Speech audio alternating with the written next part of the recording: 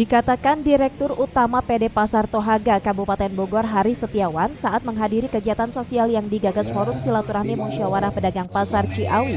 Saat ini penerapan protokol kesehatan harus tetap berjalan sesuai arahan Kemenkes di seluruh pasar yang ada di Kabupaten Bogor.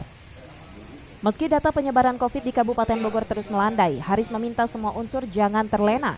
Semua harus bersinergi untuk memutus mata rantai penularan COVID agar tidak terjadi klaster baru. Haris juga mengapresiasi langkah Forum Silaturahmi Musyawarah Pedagang Pasar Ciawi yang menggalakkan aksi sosial di tengah pandemi COVID-19 dengan memberikan bantuan sembako, alat tulis, dan dana kepada ratusan anak yatim, meski dilakukan secara bertahap mengingat masih dalam iklim pandemi. Semoga apa yang dilakukan Forsim PPC bisa menjadi motivasi bagi forum-forum lainnya untuk terus berbagi di masa COVID-19. Dijalankan ya standar dari mulai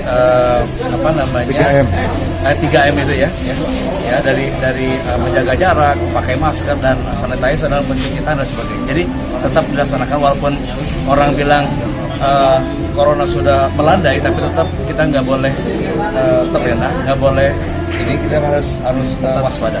Dari Ciawi, Cevi Alfi Adrian melaporkan.